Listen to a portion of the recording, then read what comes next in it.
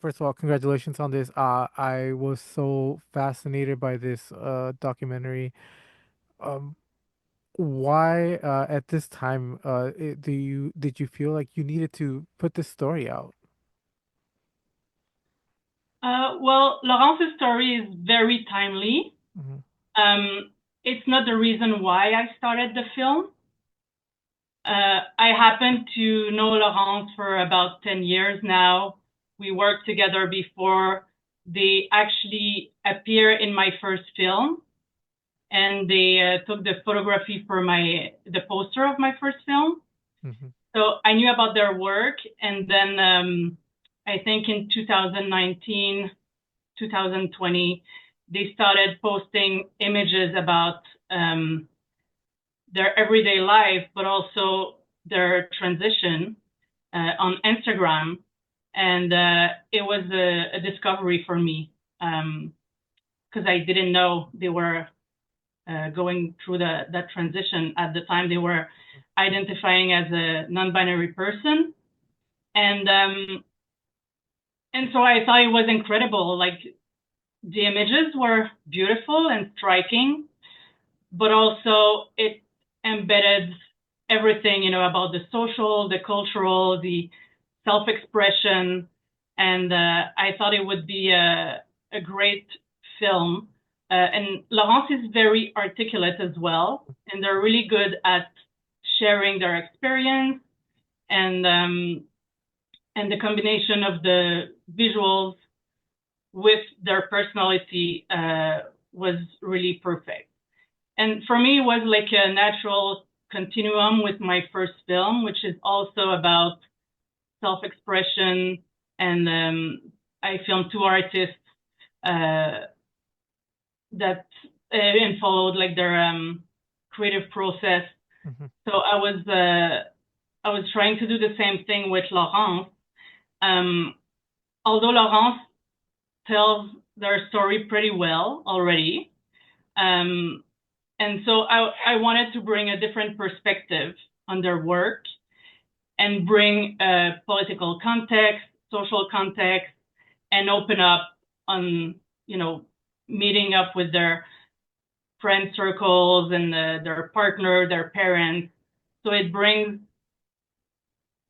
I guess, a layer that's already in Laurence's work, but with a different perspective and a different, like now that people express their point of views, we get to know them and we get to know Laurence better also and the dynamic between Laurence and their close ones.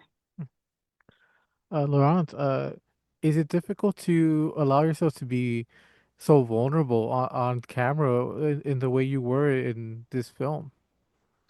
Hi. Is it difficult? I think yes. But it was also like not that big of a jump for me because I was already doing a lot of self-documentation, which Hmm. is what the film is about and the book that I'm making in the film is about. So it was kind of like a step up because usually when I do my self-portraiture, it's typically just me, my camera, sometimes my partner and friends in the room. But with the film, it was a small team, but it was still like a camera person and a sound person and the director in my tiny apartment. Um, so yeah, it was a learning experience. I think the part of showing it to the public is a lot more vulnerable than the part Hmm. of filming it. So that part was also a challenge, but I'm facing my fears, and I think it's a story that's important right now, and hopefully will have a positive impact. So yeah. Definitely. It is very important for, especially right now in the political time that the United States is living in. But for you, through social media, you've controlled your narrative. You've been able to do things as you put as you want it, as you're putting it out there. How was it allowing Catherine to kind of dictate and tell the story that she needed to in your story, which is your story? It was honestly a pretty collaborative process, and I feel like Kate um, knew my artwork really well and was able to integrate. aspects of it in the documentary. So I don't feel like it was like Kate dictating the story necessarily, just telling it from like a broader sense and broader perspective than I can do just by myself. I knew that Kate had the skills, like I had seen her previous movie, and she's very organized and very good at like, you know, um, organizing bigger projects such as this movie. So I knew that she would be able to expand on my story in a way that maybe I couldn't do just by myself. So yeah, I think it was a, a good collaborative process. We had a lot of conversations also from the get-go, just being very transparent with Laurence, what I wanted to do with the film, and like the different angles I wanted to address.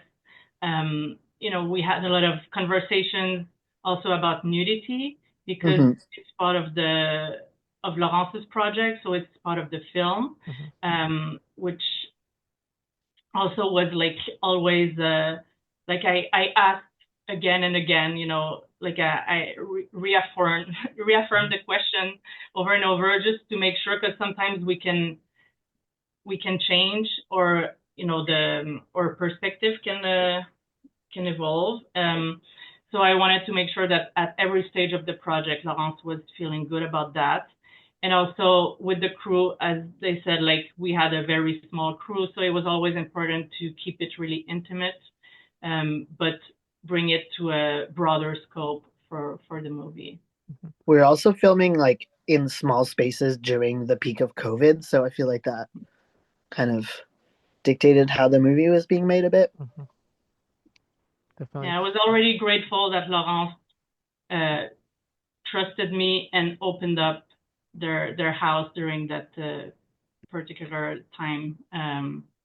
And also, I think what's really interesting is being a photographer. Like Laurence has a very good idea of what a camera can do. So I think on that side, like it was a blessing because they were really at ease with the camera. And it's one of the reasons why they are so natural, even though a crew is there. But also sometimes I suggested some things to do for the film, and Laurence said, oh, you know what? I'd rather do this instead, or do that instead. And I was always open and, to like, for instance, I suggested to go to the Pride March together in Montreal, but then they said, "Oh no, I usually go to the Trans March." I was like, "Let's do it! Like that's perfect. That's your circle and your community." So like I was always asking for Laurence to give me inputs about what their story is about and how they want to convey it as well. So it was, I guess a dialogue from the beginning to end. And they saw also like a work in progress at one point, and then we collaborated with sharing like different images because we're showing a lot of their work in the film. Definitely. And one of the things that really impacted me was the fact that you included the community that Laurence has built around him, and it's not just them, the way that they affected the community, but it's the way that they they're able to support the community and the way that they've been evolving with the community. How important was it to get that aspect? Because I don't think I've seen that in any other type of project like this. Well, for me, it was very important to have the community because it's their extended family. Also because there are like a diversity of gender non-conforming people. So for me, it was also very important to show that. And also because support and love is not always there. And Laurence is lucky enough to have like a great support circle. And so with their community, that's one thing. And then with their family, like there is tension sometimes with Mm-hmm. their parents, but there is still love and support. And I thought it was very important as well to show that that they are not alone, and that even if they are facing challenges, that um, that they still have this circle. So from the beginning, I really wanted their friends to be part of it, and it was a challenge because of COVID. So it Mm-hmm. took some time to organize some of uh, the the scenes, but I mean they still meet each other and met each other at the time. It was just like more complicated for a film crew to be there. Mm-hmm. But the film span how many, like over 2 years maybe, two to Hmm. 3 years maybe. Yeah. I guess 3 years almost. So maybe not the first year, but then the second and third year, then we had a chance to document those moments. And I mean, they're lovely, Nina, Mm-hmm. Lucky, and Laurence's parents. Like I think every one of them brings a very specific color Mm-hmm. and a specific angle also to Laurence's story. Definitely. How do you feel seeing the way that your community has shown up and the way that you have affected their lives as well, Laurence? Um, it's a big question, but I think just in terms of the movie, like Kate said, I appreciate the fact that even though it's about my story Mm-hmm. and um, my transition and stuff like that, the whole point is that um, gender non-conforming folks exist in a lot of different shapes and forms, and obviously, like we can't show everyone. Mm-hmm. It's not that long of a movie, but I appreciate the effort to at least show some diversity and show that there's a lot of different um, experiences that fall under that umbrella. And yeah, I think the trans community in general is really strong and tight knit, and you know, in some ways, we're all that we have, so we support each other a lot, and I really appreciate that. Was there any obstacles in bringing in both their chosen family and their biological family? Was there any barrier that you had to get through in order to make sure that you got what you wanted from both of those sides? Um, I think, I mean, one of the goals was really to humanize Mm-hmm. uh, the circles I was meeting with, and to just show like their normal relationships and what their conversations are usually about. They don't necessarily always talk about uh, gender identity or those or issues regarding that. So it was really like important for me to humanize all of the relationships and all of the gender non-conforming people I was filming with. Then I guess the challenge was maybe just organizing. Really, that was you know, yeah, just having some time with each of them. Like also, it was with Laurence, like we could not film a full day with them because being under the spotlight for like 10 hours a Mm-hmm. day, it's not natural anymore, right? Mm-hmm. So what we ended up doing is just filming short half days. So we were filming like 5 hours with Laurent, and then it would give us like a broader spectrum of different things they would work on or different activities they would have. So for us, it was better that way, and the natural was kept also. The challenge with the parents, I guess, with time, like it was really COVID that was the challenge, Yeah. um, and we had like to cancel and report and delay, and it was a bit complicated that way. But from the beginning, I was saying like, I don't mind, like even if we're, 2 days away from picture lock, like, and I can have an interview with them, then I'll do it. Hmm. I'll push everything on the sign and I'll do it. And that's what happened. I mean, not 2 days before the picture lock, but we were already in post production when it finally happened.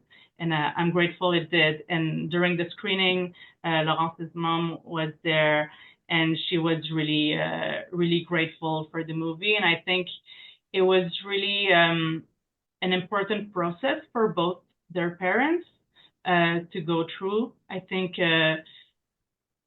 the book was a big thing for them, but then making the film was also a big step. And I think both in their understanding of Laurence's transition, but also their relationship with Laurence. If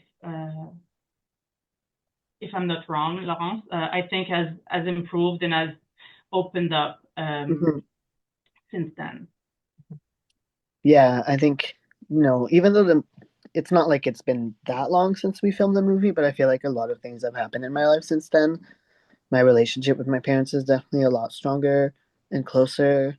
And I also moved to a whole other area of town and like changed studios and changed apartments. So it's kind of like a chapter of my life that is not closed, but like, I don't know, I'm just in a different place right now, but I am grateful for it. And yeah, there's been time that has passed since all the events that we see in the movie. Definitely. And I wanted to talk a little bit about photography because it seems like it gave you a voice that you needed and it helped with the transition in ways that nothing else has. Why was it important for you to do this photography project and this book that you are doing throughout the documentary?